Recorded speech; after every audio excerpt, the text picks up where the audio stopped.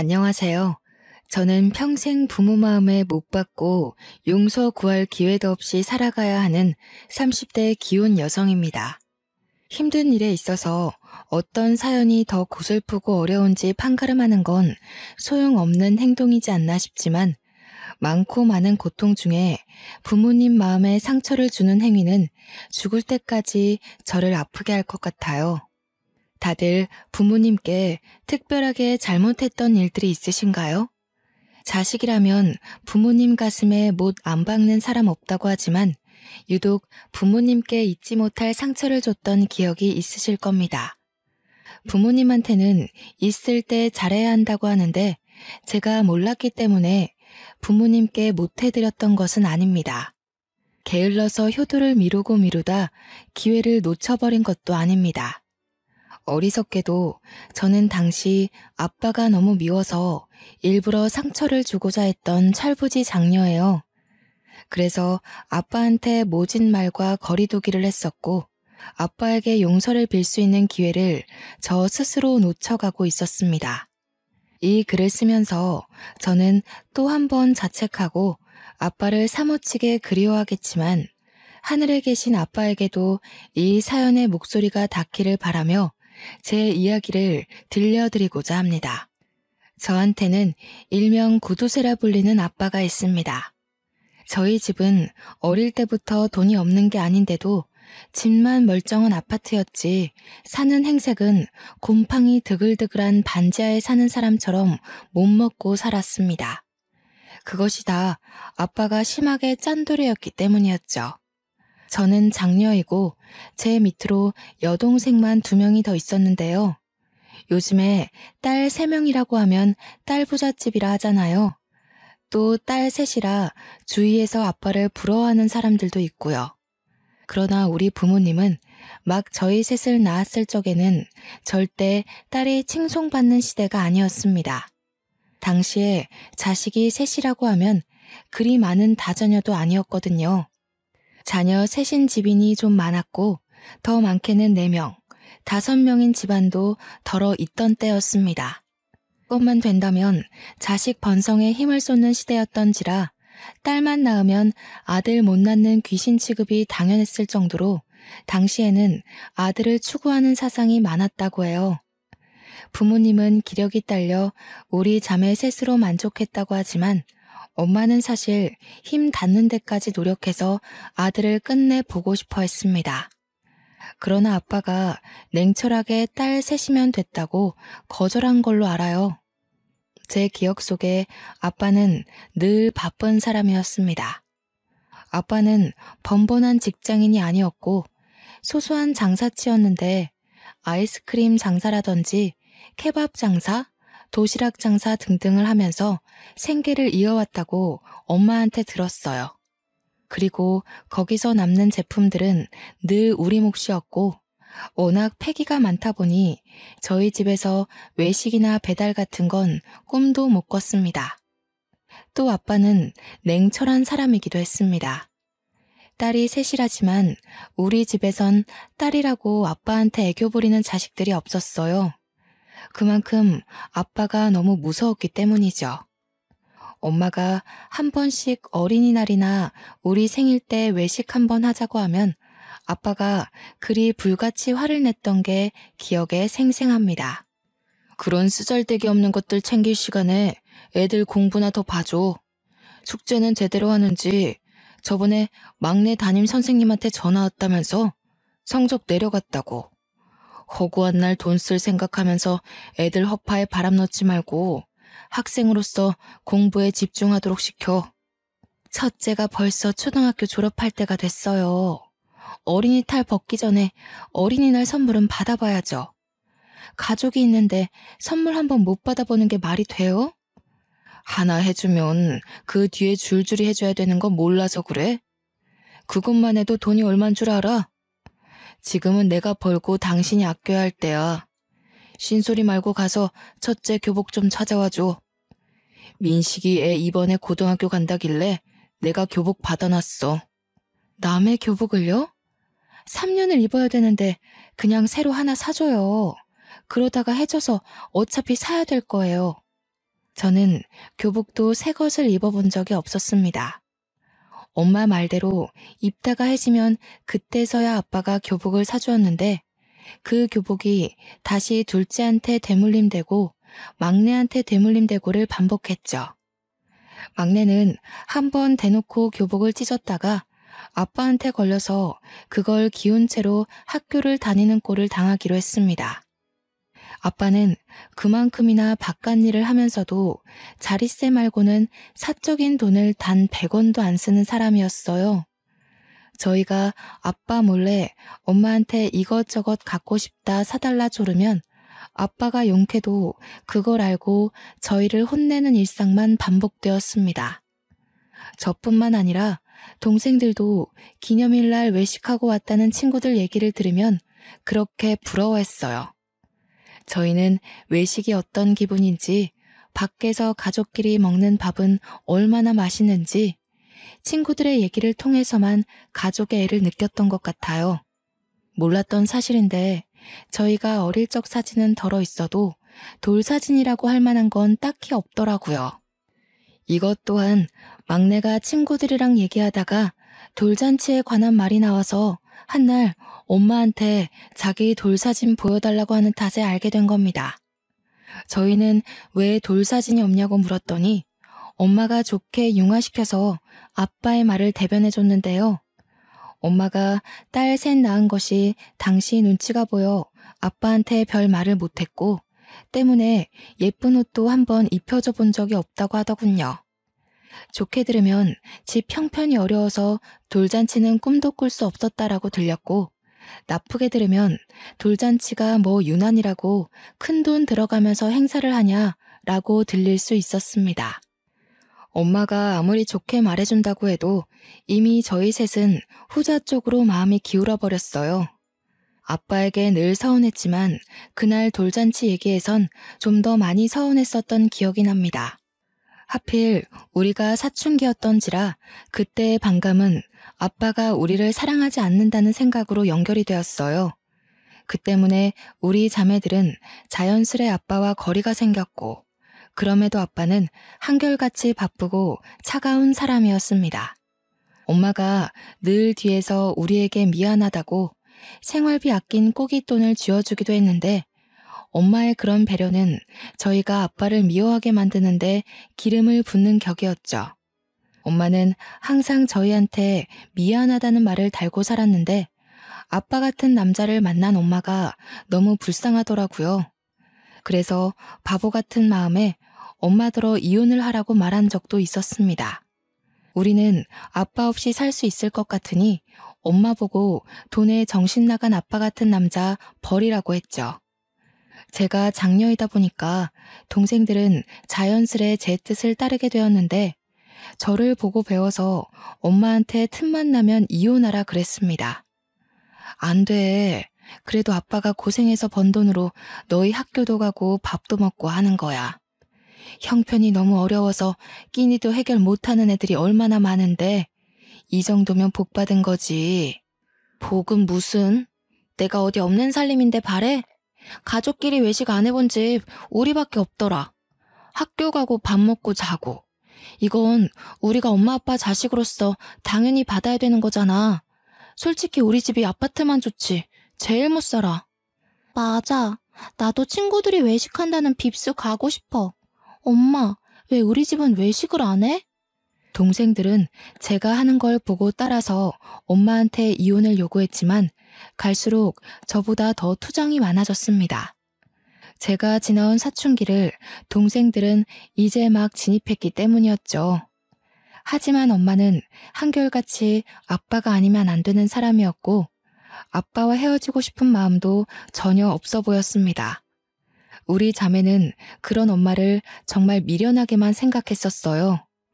그렇게 커서 저는 직장인이 되고 동생들은 대학생이 되었는데 동생들은 지방대학에 합격하는 바람에 어쩔 수 없이 독립을 해야 했고 저만 본가에 남아 통근을 하였습니다.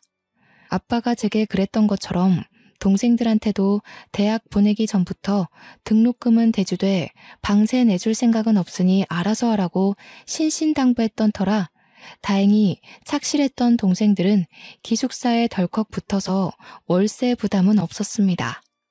저 또한 대학을 그런 식으로 다녔거든요. 기숙사에 떨어지면 안 되었기에 더 열심히 학점 관리를 했던 걸로 기억합니다. 이래서 부모들이 윗사람이 잘해야 아래 사람들이 잘 따라간다고 했나 봐요. 제가 해내면 동생들도 저를 보고 배워서 당연히 해내는 결과를 만들어냈습니다. 물론 저를 잘 따라와 준 것도 있겠지만 한편으론 돈 한 푼 안 대주는 아빠 때문에 나아갈 수 있는 길이 기숙사라는 길 하나밖에 없어서 노력한 것일 수도 있겠네요. 저는 직장을 다니다가 우연히 남편을 만나게 되었는데요. 첫 남자는 아니었지만 여태 만났던 느낌과는 다르게 남편은 결혼을 생각하게 만드는 남자였습니다. 그건 한 4년 정도 만나보니 알겠더라고요. 그러나 남편이 정말 착하고 훤칠하고 배려 많고 여자관계 깔끔하고 다 좋은데 딱 한 가지 제 기분을 거스르는 단점이 하나 있었는데요.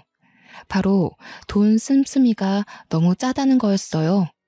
남편이랑 데이트를 할 때면 언뜻 보이는 친정 아빠의 모습에 솔직히 남편에게 감정 기복 심하게 표출했던 편입니다. 한 번은 괜히 아빠 생각이 나서 남편에게 성질을 부린 적도 있었어요. 내가 사줄게. 그러니까 잔말 말고 스카이라운지 가. 이미 예약했는데 이제 와서 싫다고 하면 어떡해. 거기 직원들은 얼마나 난감하겠어. 우리도 미팅 날짜 잡혔는데 잠수 타는 작가들 있으면 성질나잖아. 저와 남편은 출판사에서 일을 하고 있어서 잠수를 타거나 예고 없이 시간 약속을 어기는 걸 너무 싫어하는 편이었습니다.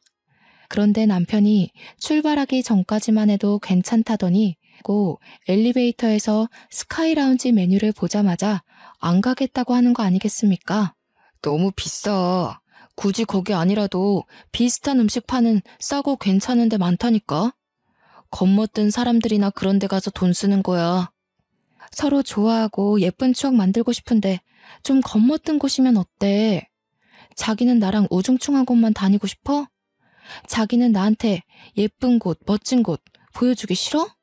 꼭 그런 데 가야만 우리가 행복한 건 아니잖아. 장소가 뭐가 중요해? 서로 같이 보내는 시간이 중요한 거지. 그러지 말고 내가 아는 대로 가자. 그렇게 아껴서 뭐 할 건데? 나중에 죽고 나서 챙겨갈 거야? 아끼더라도 쓸 때는 좀 써야지. 이럴 때 보면 자기가 나 안 사랑해서 돈 쓰는 거 아까워하는 것 같아. 사실 남편한테 따질 게 아닌데 순간 저도 모르게 남편이 아빠와 비슷한 부분을 보이면 속에서 갑갑함이 끌어올랐습니다. 아빠한테 직접 따지고 싶은 말을 남편한테 투영하여 남편에게 퍼붓기도 했지요. 그날 제가 애정의 척도까지 논해버리며 성질을 냈더니 남편이 당황하면서 먼저 사과했습니다. 그 모습에 저는 아빠 때문에 삐딱해진 제 마음을 탓하면서 남편에게 되레 미안하다고 우리 아빠랑 너무 비슷한 면모가 보여서 실수했다며 용서를 구했죠. 그리고 우리는 그날 남편의 제안으로 저녁 대신 술을 마시러 가서 서로의 집안 얘기를 하는 시간을 가졌습니다. 남편은 저의 친정아빠 구두쇠 이야기를 잠자코 들어주면서 아빠를 공감해주다가도 우리 식구들이 많이 힘들었겠다며 저를 위로하기도 했습니다. 그러면서 남편도 자기 얘기를 해주는데 저는 거기서 남편에게 부모님이 없다는 걸 알게 되었어요. 남편 부모님이 일찍 돌아가시는 바람에 남편이 어린 남동생 하나를 홀로 키워야 했는데 그러다 보니 뭐 하나라도 아껴서 돈을 많이 남겨야만 했다고 했습니다. 그게 습관이 되었는지 현재는 형편이 한참 괜찮아졌는데도 이렇게 짠돌이 성향이 그대로 남았다고 해요. 남편의 사정을 들으니까 제가 얼마나 어리석게 성질을 부렸는지 뉘우치게 되었습니다. 희하더라고요. 저는 있는 부모님을 욕보이며 이렇게 술안주로 털어놓고 있는데 남편은 그렇게 다툴 부모님도 없다고 하니까 제가 남편 앞에서 크게 실수했다고 생각했죠. 미안하다고 사과를 했더니 남편이 너그럽게 이해를 해줬습니다. 사실은 자기가 연애를 별로 못 해봤는데 다들 남편 피지컬 보고 다가왔다가 사귀기도 전에 남편의 짠돌이 모습에 진절머리를 내며 떨어져 나갔다고 하는 거 아니겠어요? 연인으로 이어진 건 제가 처음이라고 그랬습니다. 저와 남편은 그날 서로의 사정을 얘기하며 더 깊은 관계로 발전이 됐습니다. 그 때문에 이미 결혼하기로 약속한 기일을 더 빠르게 당기지 않았나 싶어요. 상견례 날짜를 잡았고 남편 쪽에 부모님이 안 계시기 때문에 정식 인사는 우리 집에서 하기로 했습니다. 남편은 어린 남동생, 그러니까 대학생 도련님을 데리고 우리 집을 방문했어요. 남편이 애지중지 동생을 키웠다더니 도련님은 정말이지 남편을 쏙 빼닮은 데다가 훨씬 더 피부에 윤기가 도는 아이였습니다. 낯을 많이 가리길래 제가 남동생 하나 생긴 것처럼 잘 챙겨주었죠. 그런데 의외로 문제가 있었는데 그날 집에 여동생들과 엄마만 있었지 아빠는 없더라고요. 제가 눈으로 아빠를 찾는 걸 알았는지 엄마가 난감해하면서 알아서 설명을 해주었습니다. 아빠가 일하는데 기계가 고장나는 바람에 늦게 올 거야. 내일 장사 펑크 날까봐 그거 지금 수리 맡기러 갔거든. 우리 먼저 밥 먹고 있으면 돼. 하지만 아빠는 저희가 식사를 다 마칠 때까지 나타나지 않았고 혹시나 싶어 디저트와 과일까지 먹으며 기다렸지만 끝내 아빠한테 남편을 인사시킬 수 없었습니다. 남편과 도련님은 다음날 일정도 있고 해서 엄마의 인사만 받은 뒤 그만 돌아가야 했습니다. 엄마도 아빠가 못 와서 제 남편 마음이 좀 그럴까봐 걱정이 되었나 봅니다. 남편의 손을 잡아주면서 말을 하더라고요. 시간은 얼마든지 있으니까 집밥 생각나면 언제든 와서 들러.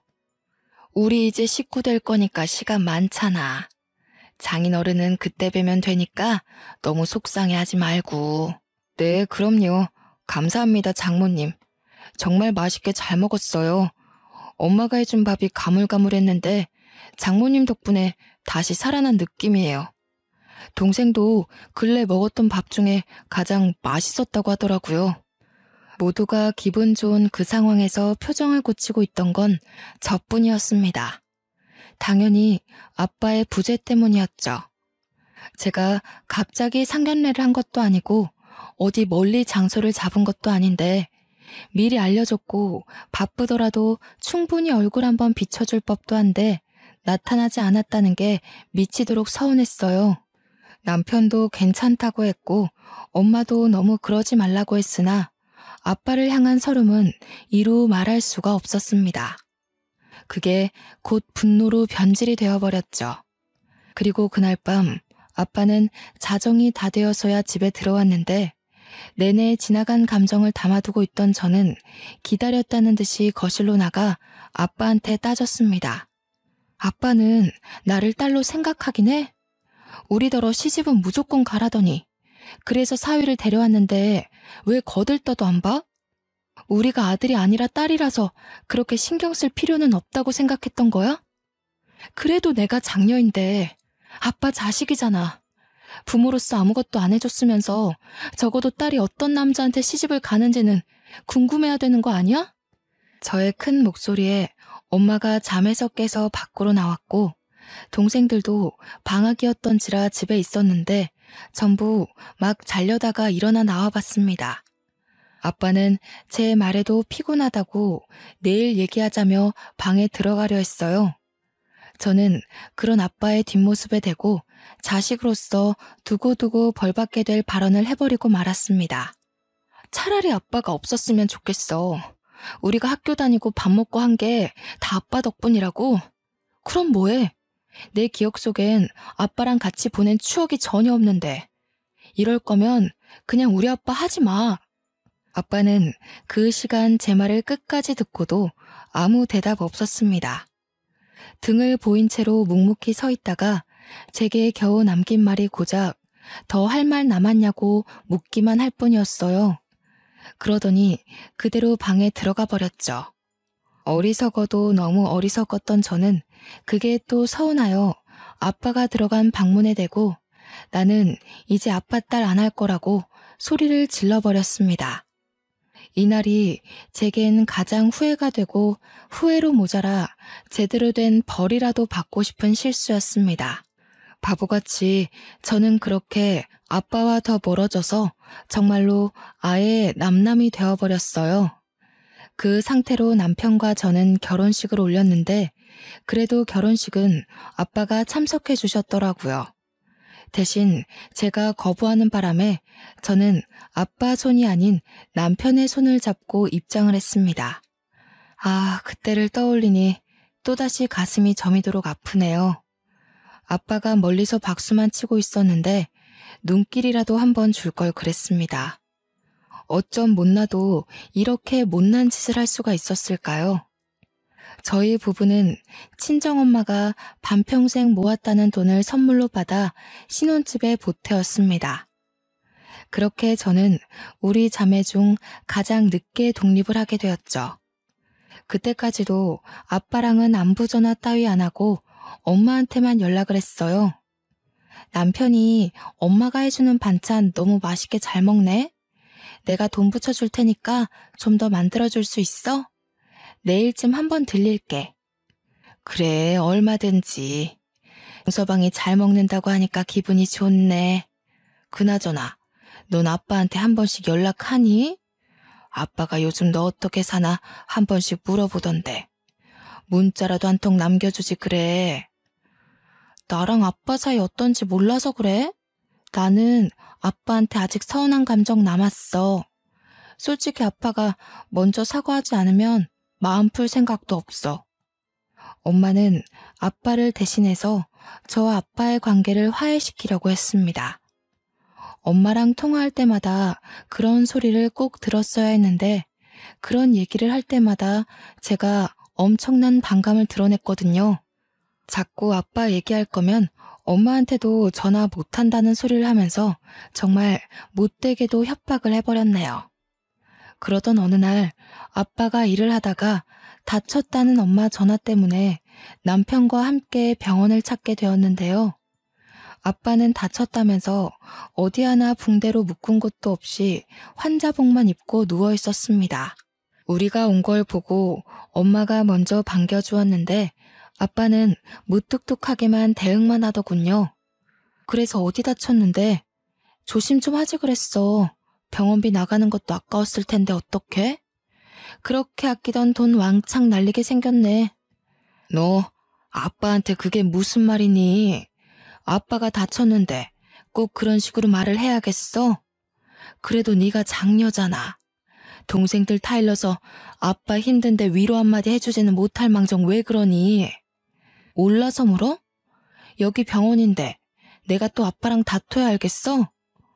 원래도 안 오려다가 남편이 오자고 해서 온 거야. 뭐라고? 그럼 차라리 오지 말지 그랬어. 사실은 너도 걱정돼서 와놓고 어쩔 수 없이 온 척하는 거잖아. 도대체 그깟 자존심이 뭐라고 부모한테 그렇게까지 모질게 하는 거니? 그래서 네가 못 컸어? 잘 먹고 잘 커서 시집도 잘 갔잖아. 정말 해도 너무한 거 아니야? 엄마는 제게 웬만해선 성을 안 내시는 분인데 그날은 눈시울까지 붉히면서 제게 심하게 따졌습니다.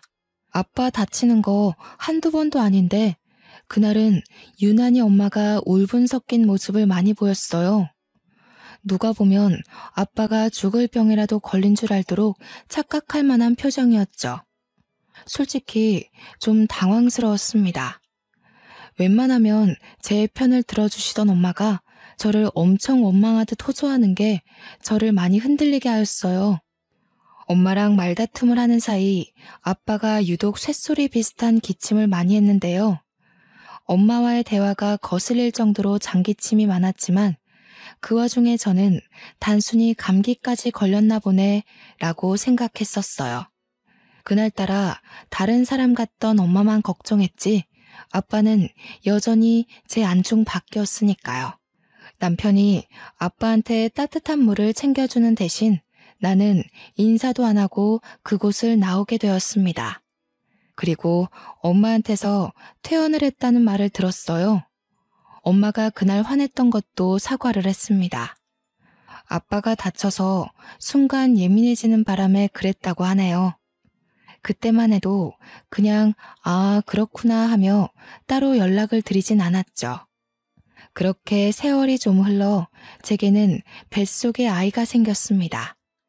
왕딸기 태몽을 꿨었는데 역시나 예쁜 딸이라는 말을 듣고 저는 정말 기뻤어요. 아들만 예뻐라는 세상에서 딸을 가졌다고 우리 아빠처럼 돌사진도 안 찍어주는 부모는 되지 않겠다고 우리 딸에게 무한한 지원과 마음을 줄 것을 다짐했죠. 제가 한참 몸 관리 중인데 어느 날 엄마한테서 전화가 왔습니다. 임신하고 한 번도 친정을 찾지 않았던 탓인지 엄마가 뱃속에 자기 손녀를 보고 싶었던 것 같아요. 그동안 아빠한테 딸 가졌다고 잔소리라도 들을까봐 친정을 안 찾은 거였거든요. 그래서 엄마의 부름에도 엄마만 밖으로 몰래 나오라고 했더니 엄마는 끝까지 아빠랑 같이 만나자고 하는 겁니다. 대놓고 싫다고 얘기를 했으나 엄마가 제발 부탁이라고 사정까지 하길래 할 수 없이 남편과 함께 친정을 찾아갔어요. 그랬더니 친정 부모가 이미 나갈 준비를 하고 있는 겁니다. 갑자기 외식을 한다고 하지 뭡니까?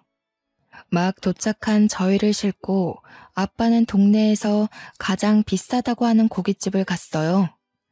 제가 어릴 때부터 고기 노래를 부르고 살아도 안 사주더니 갑자기 아빠가 제게 무려 한우 고기를 사주더라고요.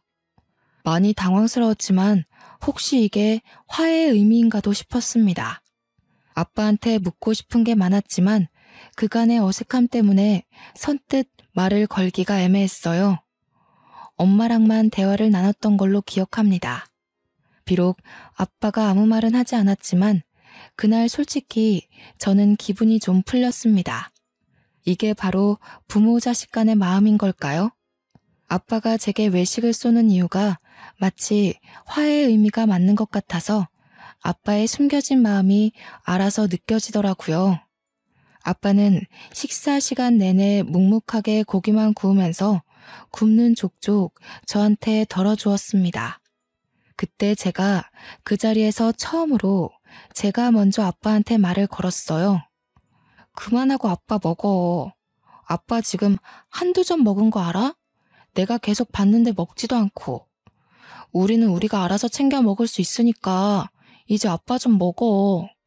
그러나 아빠는 고기 같은 거 안 좋아한다고 계속 저만 챙겨주었습니다. 갑자기 이러는 아빠가 의아했지만 싫지 않았어요. 좀 과장하자면 난생 처음 아빠의 사랑을 느껴보았습니다. 아빠의 행동이 오죽 어색하고 갑작스러웠으면 제가 무슨 생각도 했는지 아십니까? 혹시 내 배에 있는 애가 아들인 줄 알고 잘해주는 건가? 그런 생각까지 들었다니까요. 그날 저는 원 없이 고기를 먹었어요. 제가 먹은 고기 중 가장 맛있었습니다. 아빠가 사준 고기라서 더 그랬던 것 같네요. 낯간지러워서 아빠한테 잘 먹었다는 차마 인사는 못했고 부모님께 조심히 들어가라는 말을 전하는데 아빠가 차에 올라타기 전 제게 나지막히 말을 건네더라고요. 여자애는 해산물 많이 먹어줘야 희고 곱게 나온다더라. 그래서 너희들이 다 희고 곱상한 거야. 오늘은 네 배불려 놨으니 다음엔 손녀줄 해산물 보내마. 그 말 한마디 남기고 아빠는 그대로 차를 타고 돌아갔습니다. 그리 따뜻한 말도 아니었고 몇 년 만에 건네는 애정 담긴 인사도 아니었지만 그날 아빠의 말은 인생에서 가장 인상 깊게 남았을 정도로 제게 따뜻한 진심입니다. 저는 그날로써 아빠에 대한 마음속 응고가 와르르 풀려버렸습니다.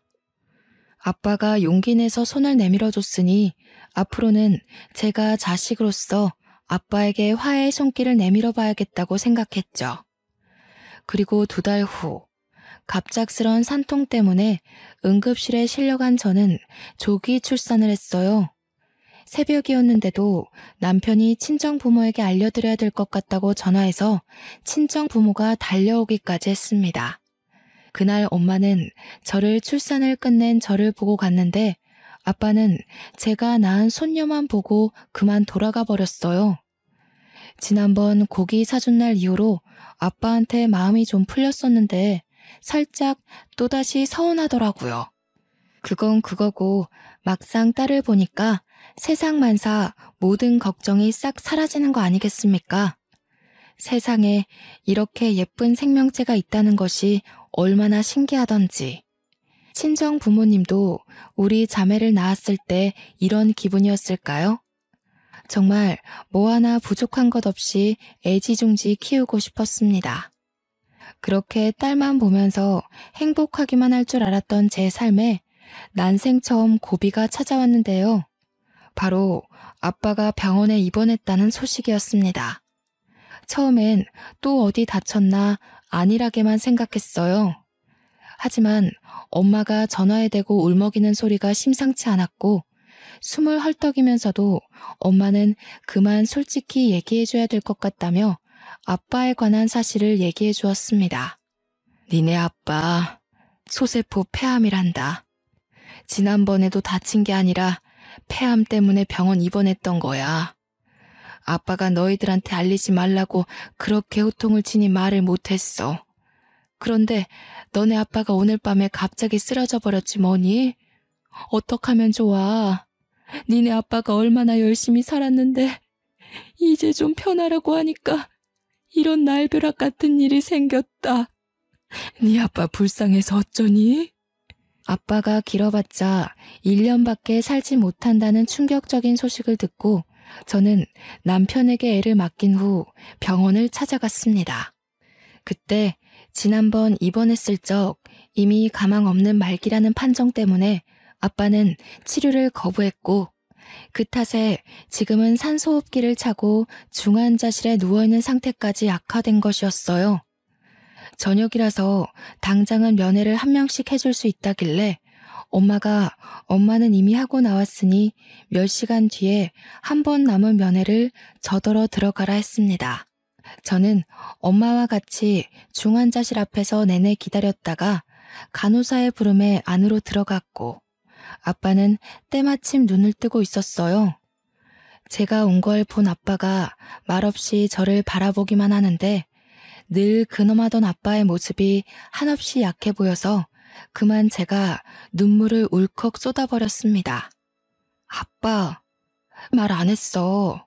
맨날 장사한다고 안 좋은 연기 마시니까 이렇게 된 거 아니야. 제때 검사받고 예방했으면 이렇게까진 안 됐을 거잖아. 돈 아껴서 뭐해. 결국 아빠는 이렇게 망가졌는데. 이러려고 그렇게 돈을 아낀 거야? 아빠 병원비로 쓰려고? 아빠 손을 잡고 한참 울분을 토했어요. 아빠에게 괜찮냐는 말 한마디 못하고 원망만 했습니다. 아빠는 말을 못하고 지켜만 보다가 딱 한마디를 하셨는데요. 뿌옇게 올라오는 산소호흡기 속으로 미안해 라는 말만 하고 또다시 입을 닫는 거 아니겠습니까? 저는 면회 시간 내내 아빠 손을 잡고서 울기만 하다가 나왔습니다. 그 면회 때 본 모습이 아빠가 멀쩡한 정신을 붙들고 있는 마지막이 될 줄은 몰랐습니다. 야속하게도 아빠는 빠르게 기가 쇠해졌고 나중에는 면회도 불가할 만큼 정신이 왔다 갔다 했죠. 컨디션이 저조하기까지 너무 순식간으로 병세가 악화되었어요. 그럼에도 저는 정신 못 차리는 엄마를 위로하면서 매일 엄마 손을 잡고 아빠를 보러 갔습니다.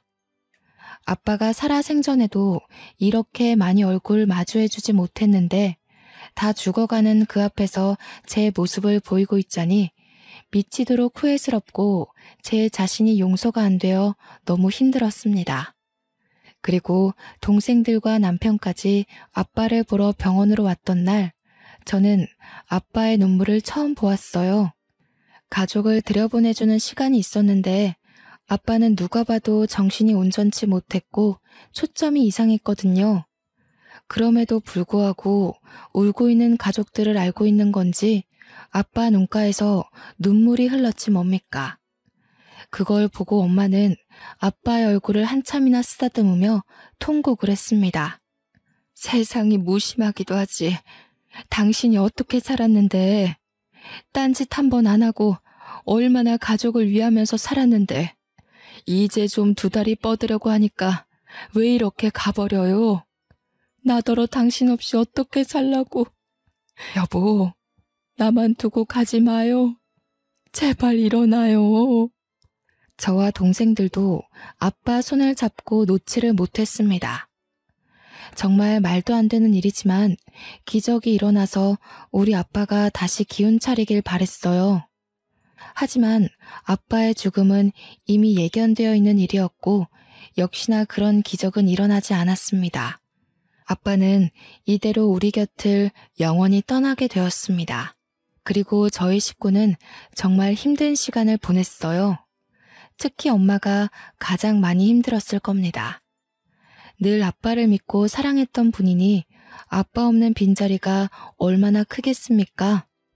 그래서 저와 동생들은 번갈아 가며 친정집을 방문했습니다. 동생들은 방학 때 엄마랑 같이 있을 수 있으니 제가 주로 많이 친정에 살다시피 찾아갔죠. 친정집은 아빠 하나 없을 뿐인데도 너무 썰렁했습니다. 그동안은 아빠가 있기 때문에 집이 음험하고 삭막하다고 생각했는데 아빠가 저희에게 남모르게 큰 존재였나 봅니다. 아빠 없는 집은 자칫 공과 같은 느낌이 들었습니다. 한날 엄마가 방에서 아빠 물건을 정리하다 말고 우리 자매를 동시에 부른 적이 있었는데요. 엄마는 거실에 저희를 앉혀놓고 저희 앞으로 통장 2개씩을 나눠주었습니다. 그리고 그 통장을 열어보니 2개의 통장을 통틀어 5억이란 돈이 담겨 있었어요.